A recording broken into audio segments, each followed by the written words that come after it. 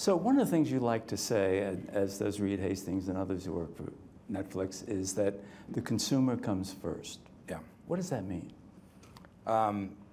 There's a bunch of different things. I'll give one quick example is the launch of House of Cards, which at the time was our first original series. And there was, when we announced that we were going to launch all episodes at one time, it was based on the fact that that's the way Netflix users like to watch television. 2, 3, 4 episodes at a time, but never one. And the business sense would say, well, if we release it over every week for 13 weeks, that will take us into 2 paid periods. There are 3 paid periods, and you can string people out and make them stay on if they're fans of the show. And actually, well, people will stay on if they're happy. And we learned this. We kept getting those lessons over and over and over again. In our early days, as back in the DVD business again, you used to make any kind of subscription entertainment service was very difficult to cancel.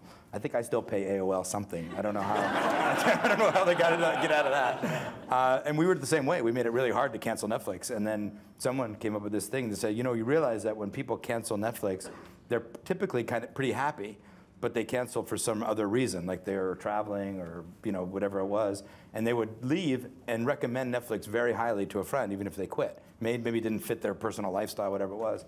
So we said, but by the time we put them through so many hoops to cancel, they would talk terribly about us.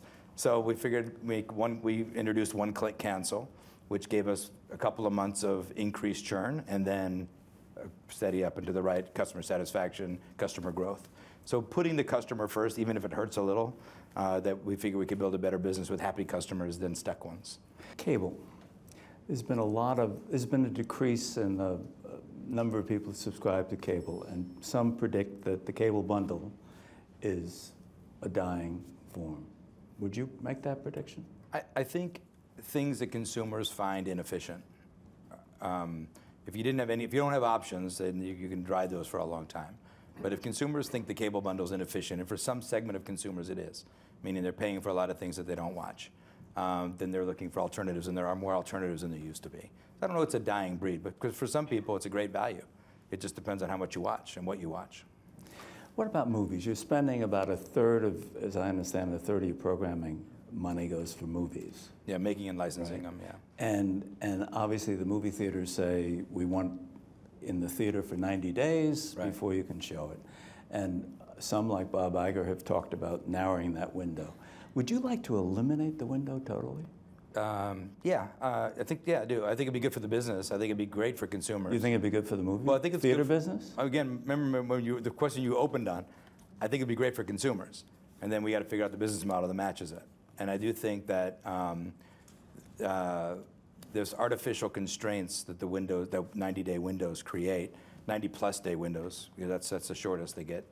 And I think Bob's actually the one who was like to continue the windows more than others. But when I look at that, and I look at the people creating a brand, you're selling Coca-Cola level brands every week, and then sticking them in a theater, and then the mass, the huge percent of the population has no proximity to a movie theater at all. And then you have to trust that they're going to remember that movie now for 3, 4, 5 months before it comes on DVD and VOD, and then trust that they're going to remember it for 5 more months before it gets to a subscription service like HBO or Starz or Netflix. It's a huge inefficiency in the business. And by that time, there's 400 movies a year coming out. People are going to just forget. And so you have to then they have to have a new campaign for all these different windows as they come along. So I feel like, this is not hard science, so take it with a grain of salt, but if we took the 9 movies that opened in theater, there are 9 movies that were nominated for Best Picture this year for the Oscar, and look at from the first day that it got to the first theater, and to the last day it left the last theater, and then all the seats that were available, and all the tickets sold, those movies showed for about 635 million empty seats. So now, some of those movies made a lot of money.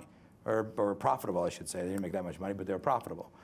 Get Out was the most commercially successful of all those movies, and it still had a very low kind of capacity, against the available seats. So what it tells me is that the windows are just way too long, because a lot of those shows were sold out at the beginning. So by the end, this experience, this romantic experience of sitting in a dark room with strangers and watching a movie, you're mostly by yourself at that point by the end of it. So now the purpose of that, I think, is to create scarcity, and not to create the kind of the idea of an encroaching faster window, so it makes people say, I can't see that unless I go see it in the theater this weekend. And I think it's that if that worked, you wouldn't see the vast majority of the business on those films happening in 2 weeks. So you successfully pitched Martin Scorsese to make a movie, The Irishman. I should say, by the way, a fix to that, I think, isn't like, for our movies are day and date. That's a bold, that's maybe too bold for the studio, and maybe for and there is some experience to going to the theater that's fantastic. I love going to the movie theater. But I just think waiting for 5 months when I really couldn't have been a customer for it anyway, it's just going to lead to decline and piracy and all kinds of other things. But when you sign up for a movie, it could be simultaneously for the home and the theater, yeah, right? I put 33 movies in the theater last year, more than any single studio. And they ran for up to 7 weeks in the theaters and played in 40 different cities. But they're all day and date on Netflix. So when you signed up, Martin Scorsese has a movie called The Irishman coming out. Will that run in theaters as well as homes? Yes. And will the theater people cooperate with you and have a wide? I do think that we have to make undeniable movies. If our movies are going to be nominated for or win an Oscar, they've got to be undeniable.